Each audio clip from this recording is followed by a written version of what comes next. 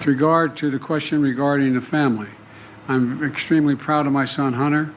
He has overcome an addiction. He's one of the brightest, most decent men I know, and I am satisfied that I'm not going to do anything. I said I abide by the jury decision, and I will do that, and I will not pardon him.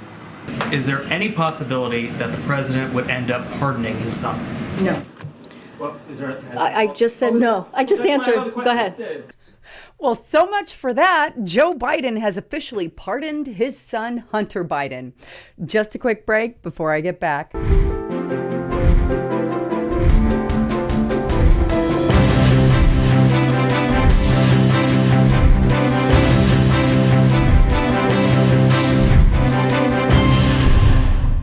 Well, the one thing that I said when Joe Biden originally came out and said that he would not pardon his son, along with his press secretary there, Karine Jean-Pierre, I stated very clearly, yeah, Joe Biden would pardon his son. And the mainstream media called me a conspiracy theorist. And yet, here we are. Joe Biden has officially pardoned Hunter Biden. But the interesting thing is, number one, what he said prior, and that is the fact that he would not pardon his son. And number two, what is also interesting is the pardon itself. And a lot, of course, in the mainstream media missed it. But take a look at what I'm talking about. And I'm going to take you straight to the horse's mouth there on whitehouse.gov to show you the pardon. But here it is. This is the statement from President Joe Biden, published December 1st. Merry Christmas, everyone. Today, he says, I signed a pardon for my son, Hunter. From the day I took office, I said I would not interfere with the Justice Department's decision making. And I kept my word, even as I have watched my son being selectively and unfairly prosecuted without aggravating factors like use in a crime, multiple purchases, or buying a weapon as a straw purchaser. People are almost never brought to trial on felony charges solely for how they filled out a gun form. Those who were late paying their taxes because of serious addictions, but paid them back subsequently with interest and penalties, are typically given non-criminal resolutions. It's clear that my son Hunter was treated differently. Now, I'm just going to hit pause before he kind of expands on that, because the irony in this statement, this is exactly the same thing you did to Donald J. Trump. In fact, you went over the statute of limitations, went after him for a crime that nobody has ever been sought a crime after. Nope, only if your name is Donald Trump, not to mention charging him with multiple felony accounts. I mean, this is just insane. So, of course, when he said, I will not pardon my son a while back, I said, oh, yeah, you will, especially if Donald Trump gets in, or let me correct that, only if Donald Trump gets in. You see, if Kamala Harris won the office, they would have been able, and I'm confident of this, but they would have been able to say, oh, we're not going to do anything but a slap on the hand to, Hunter Biden. And what's interesting is he admits it in this statement. And if you think about it, he's like, I'm not going to do this under Donald Trump's DOJ, only under his DOJ, because, and that's what was missed, because here's the thing.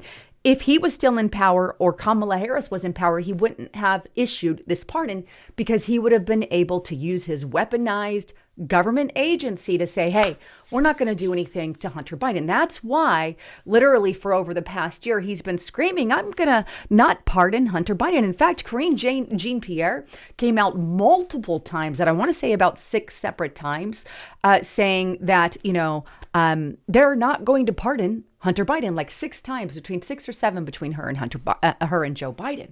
But yet, he is openly admitting in this White House statement, and this is what everybody missed, that he basically is only doing it because now Donald Trump is going to be in charge, which shows you that their entire agency was weaponized. Not only that, but it goes on to state this: no reasonable person, and that's my opinion, by the way, but he goes on, no reasonable person who looks at the factors of Hunter's case can reach any other conclusion than Hunter was signaled out only because he's my son. And that's wrong, which is BS. There has been an effort to break Hunter, who has been 5.5 years sober, even in the face of unrelenting attacks and selective prosecution. In trying to break Hunter, they've tried to break me. And there's no reason to believe it will stop here. Enough is enough. So, in other words, Joe Biden is pardoning his son.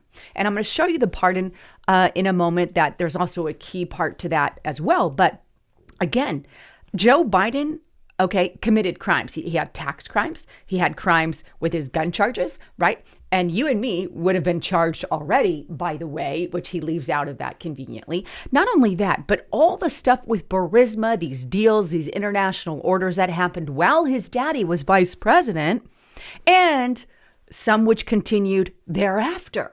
It's almost as if they had a family business, quid pro quo kind of thing, trading secrets for lots of money kind of thing. And I think Joe Biden knows that now that Donald Trump is getting in, he's going to put Kash Patel in there at the FBI.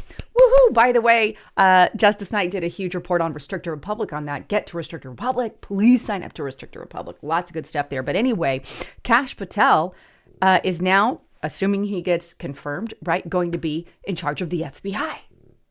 And bang, just like that, here comes the White House statement just before he issues the pardon is what's key. And that is Kash Patel would do something about it, and rightly so.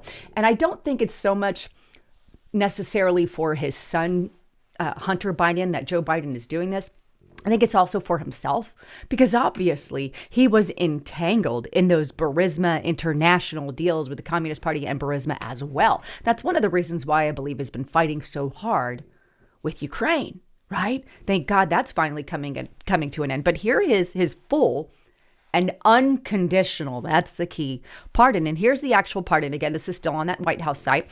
For those offenses against the U.S., which he has committed or may have committed or taken part in during the period from January 1st, 2014 through December 1st, 2024, included but not limited to all offenses charged or prosecuted, including any that have resulted in convictions, and he states those convictions there, and in the U.S. District Court for the Central District of California. I hereunto sign my name and caused the pardon to be recorded with the Department of Justice.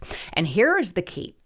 For those offenses against the United States, which Hunter Biden has committed or may have committed or taken part in, from January 1st, 2014 through December 1st, 2024. What that is stating very clearly is that Hunter Biden's convictions include any which he has committed or might have committed or might have taken part in. In other words, any crimes that he may not even have been convicted of yet, like Burisma and all these other deals.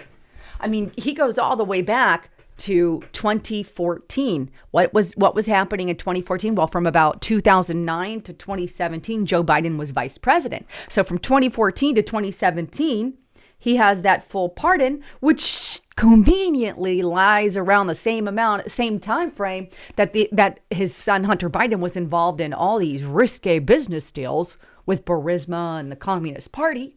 2014. That's why he picked that date, all the way to December 1st, 2024. Any crime that he has been or will be convicted of, basically he is pardoned of all of them. So not just this gun charge, says Joe Biden, but everything.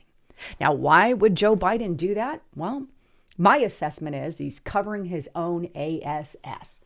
Now, I can't even say if he loves his son or not. I'm not part of the family. But what I do know is that I believe Hunter Biden was obviously working with Joe Biden, right? And by pardoning Hunter Biden, they can't really look into all the stuff with dear old daddy, Joe Biden. Absolutely massive. And a lot of people miss that as well. But any crime that he may have committed or taken part of, in other words, all the crimes he's convicted of now and anything that comes up in the future that happened in between those dates. Chilling, isn't it? Chilling to the core. Now, what's interesting is the mainstream media actually said the quiet part out loud. Take a listen. We were told that this sort of came to a head this weekend, and this is why President Biden decided now to do this. But as Isaac was just saying, that really is a sense of the conversation that has been going on really inside the family. And I'm told this has been very much a family discussion and something that has been not widely shared or discussed as a policy matter inside the West Wing. But there was a worry of future prosecutions or future potential of what the incoming Trump Justice Department could do. So that, of course, is freighted in all of this as well. But for now, this moment, this certainly is a decision that President Biden, I'm guessing, did not come to easily. Interesting. So he very clearly said there that they are worried about future prosecutions from Donald Trump. You know, the truth of the matter is they committed crimes. That's my opinion. That's what I believe. That's what the evidence, I believe, shows. It's very clearly. We got receipts. We've got the laptop. We've got everything under the sun. We've got the deals. We've got money being sent to the big guy. So, of course, he's going to worry about those future prosecutions under Donald J. Trump. But again, if it were Kamala Harris in charge, he wouldn't be doing this because she would let it go scot-free. If you committed a crime, you should pay the time. Right? Bottom line, we shouldn't be making crimes up out of thin air like they did with Donald J. Trump. And while Joe Biden's trying to say that's the case with Hunter Biden, absolutely isn't. And if it was, then why not just pardon him of that crime, which is not what Joe Biden did. Anyhow, wanted to bring you the latest on all of that. Please don't forget to check out my sponsor, Noble Gold, by going to lisahavengold.com. Well, feel that. It's the tremor of political change that is happening right now. But here's the truth. Your family's future doesn't have to swing on every turn that is going on in Washington, D.C. Precious metals and even gold and silver have stood firm while politicians kind of shift like sand. A gold IRA isn't just an investment. It's a shield against uncertainty. In fact, picture this. You're hugging your grandchildren. Their eyes are full of wonder as you describe the vacation that you have promised them. When it comes to your family's security, waiting is not an option. Choose value and choose peace of mind. And you can do that by going to Noble Gold and filling out this information by going to lisahavengold.com. If you fill this out, click Get It Now. They're going to send you a free gold and silver investment guide, or you can call them at the number on the screen, 1-877-646-5347. And by the way, make sure that you mention my name because right now they are giving away this amazing baby. This is a 1-ounce silver Trump coin, and you can get up to 10 of them with approved plans, or they even have a 10-ounce silver American flag with qualifying accounts. So make sure you check it out today.